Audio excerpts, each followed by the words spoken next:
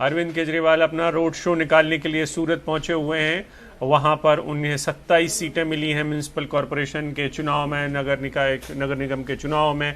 अच्छा प्रदर्शन कहा जा सकता है, लेकिन अखिलेश ने उसमें कुछ चीज़ें जोड़ी हैं। उनका कहना है कि पाटीदार अनामत आंदोलन, यानी कि जो रिजर्वेशन को लेकर जो आंदोलन चल रहा है पाटीदारों का, उन्होंने कांग्रेस का बायकॉट किया है, बहिष्कार किया है, और उनके जो जितने भी कैंडिडेट थे वो तमाम लोग चले गए हैं आम आदमी पार्टी में। इसलिए आम आदमी पार्टी को ये सफलता मिली है।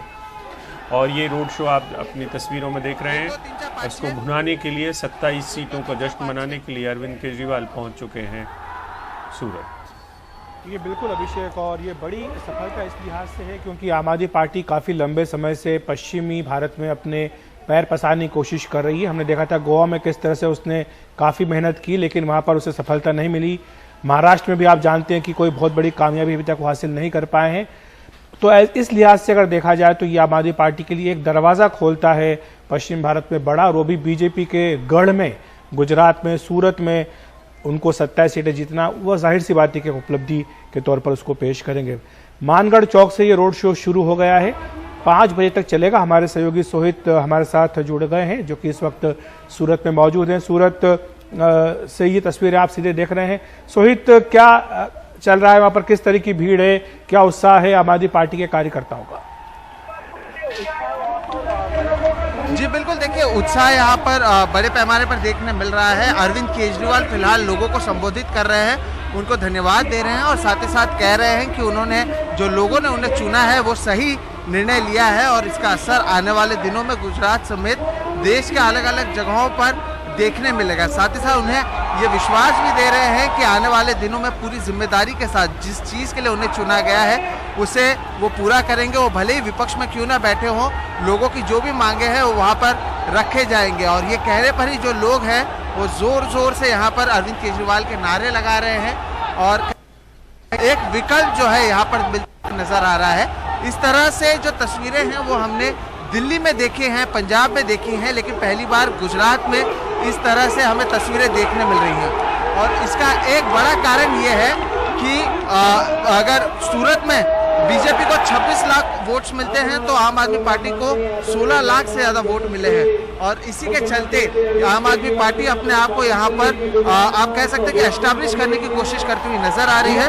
और उसी के लिए ये जो रोड शो है वो आप कह सकते हैं वो निकाला गया है। शो ऑफ स्ट्रेंथ दिखाने की कोशिश की जा रही है, और इसी के जरिए आम आदमी पार्टी अपने आप को एक विकल्प के तौर पर बीजेपी और कांग्रेस के सामने लाने की कोशिश कर रही है।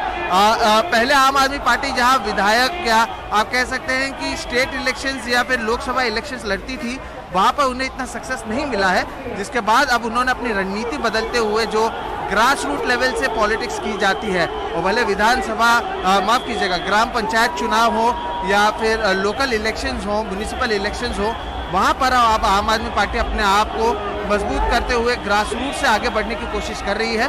और इसी में उन्हें सूरत में कहीं ना कहीं एक सक्सेस मिला है, क्योंकि यहाँ पर कांग्रेस को एक भी वोट, एक भी सीट नहीं मिले हैं, और आम आदमी पार्टी को बीजेपी के बाद दूसरे सबसे ज़्यादा सीट्स मिले हैं। तो उसी को देखते हुए कहीं ना कहीं आम आदमी पार्टी अब यहाँ पर रोड शो करते हुए, जहाँ आम आदमी पार्टी की ओर से कोशिश की जा रही है कि लोगों का धन्यवाद किया जाए, तो वहीं इसके साथ ही वो अपने आप को यहाँ पर एस्टैब्लिश करने की कोशिश करते हुए भी नजर आ रहे हैं।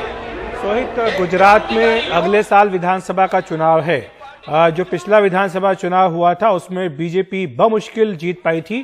कांग्रेस ने बहुत ही कड़ी टक्कर बीजेपी को पिछले विधानसभा चुनाव में दी थी। पिछले विधानसभा चुनाव पर जो पाटीदार आरक्षण आंदोलन चला था उसका भी बहुत गहरा असर पड़ा था, जिसके चलते ये बीजेपी को जीतने में वहाँ पे काफ़ी कठिनाइयों का सामना करना पड़ा था। लेकिन उसके बाद जो चुनाव हुए हैं, चाहे वो लोकसभा के हों या फिर अभी विधानसभा के कुछ उपचुनाव थे, उसके बाद अभी नगर निगम के चुनाव हुए, इन सारे चुनाव में बीजेपी ने भारी जीत हासिल की है। जहां तक कांग्रेस का प्रश्न, निश्चित तौर पर कांग्रेस जहां सूरत में साफ हो गई है, बाकी जो नगर निगम थे वहां पर केवल 2 में वो 2 अंकों में पहुंच पाई। तो ऐसे में क्या आम आदमी पार्टी को यह लग रहा है कि अगले विधानसभा चुनाव से पहले वो खुद को एक विकल्प के तौर पर, बीजेपी का नहीं तो कम से कम कांग्रेस के विकल्प के तौर पर स्थापित कर पाएगी?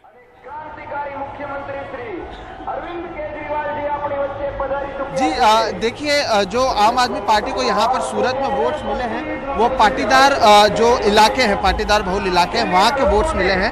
पिछली बार कांग्रेस को इन्होंने वोट किए थे जो यहाँ की पाटीदार समाज है, और इसलिए पिछले चुनाव जो 2015 में हुए थे उसमें आप कह सकते हैं कि कांग्रेस को यहाँ पर 36 सीटें मिली थी। लेकिन फिलहाल कांग्रेस के नेतृत्व से पाटीदार समाज खुश नजर नहीं आ रहा है, और इसलिए आम आदमी पार्टी अपने आप को यहाँ पर जो पाटीदार समाज है उसे भी साथ में लेने के साथ ही अपने आप को यहाँ पर कह सकते हैं स्थापित करने की कोशिश कर रही है। और इसलिए जो है अरविंद केजरीवाल खुद यहाँ पर पहुंचे, वो इसकी अहमियत समझते हैं कि सूरत, जिसे आप कह सकते हैं गुजरात का दूसरा सबसे बड़ा शहर है, बीजेपी का गढ़ जिसे माना जाता है, अगर वहाँ पर इस तरह से आम आदमी पार्टी कम से कम पहली बार जब वो डेब्यू कर रही है, अगर उसमें वो 27 सीटें निकाल लेती हैं जहाँ पर वो पार्टी कभी मौजूद ही नहीं है, जिस पार्टी को केवल दिल्ली और पंजाब से जुड़ा हुआ पार्टी कहा जाता है, तो उसी को देखते हुए कहीं ना कहीं आम आदमी पार्टी अपनी ओर से पूरी ताकत झोंकती हुई नजर आ रही है।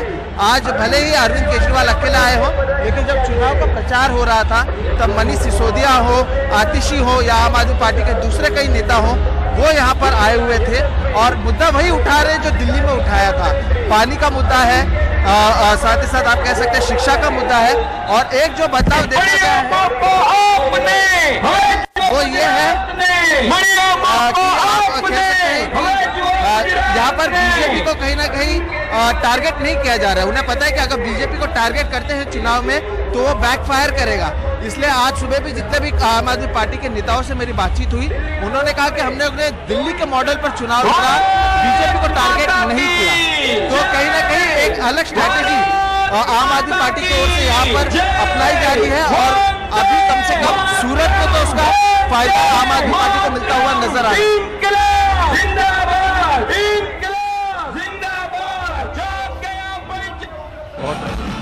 आवाज़ बहुत सारी है, इस सब के बीच में आप देख रहे हैं ये चल रहा है। सोहित, क्या कांग्रेस के कुछ लोगों से आपकी बात हो पाई? वैसे तो आप पूरे टाइम इस समय आम आदमी पार्टी के इस रोड शो में थे, क्या कांग्रेस का कुछ रिएक्शन आ पाया है कि वो जब साफ हो चुकी है तो वो आम आदमी पार्टी के सामने ठीक वैसे ही सरेंडर करने वाली है जैसा दिल्ली में किया है, या यहाँ उसकी कोई योजना है? क्योंकि सत्ता में उनके पास अभी नंबर ना हो, राज्य में विधानसभा में उनके पास भले ही नंबर ना हो, लेकिन उनके पैर अभी भी हैं वहां पर, क्योंकि वो ठीक ठाक नंबर्स हैं विधानसभा में उनके।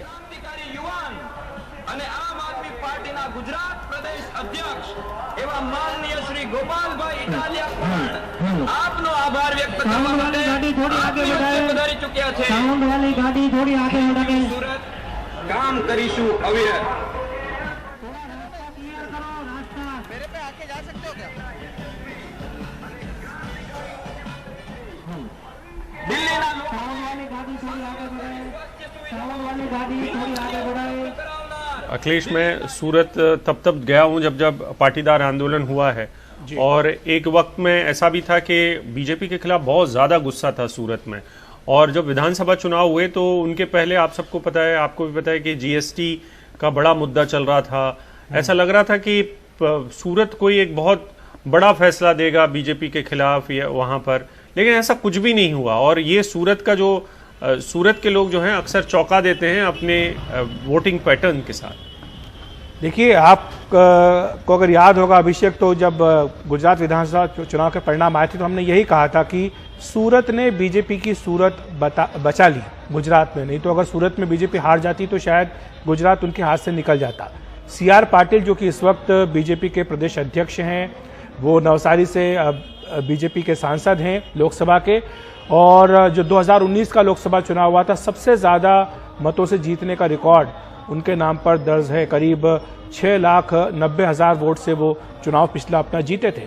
तो ये दिखाता है कि किस तरह की ताकत बीजेपी की सूरत में है। और एक बड़ा कारण है हार्दिक पटेल, आप देखिए, जो कि कांग्रेस ने अपना कार्यकारी अध्यक्ष जिन्हें बनाया, उनके कार्यकारी अध्यक्ष रहते हुए सूरत में कांग्रेस का सफाया हुआ है, 0 सीटें आई। तो ये जो गुस्सा है कांग्रेस के प्रति, जो भी कारण उनके रहे हों, वो दिखाता है।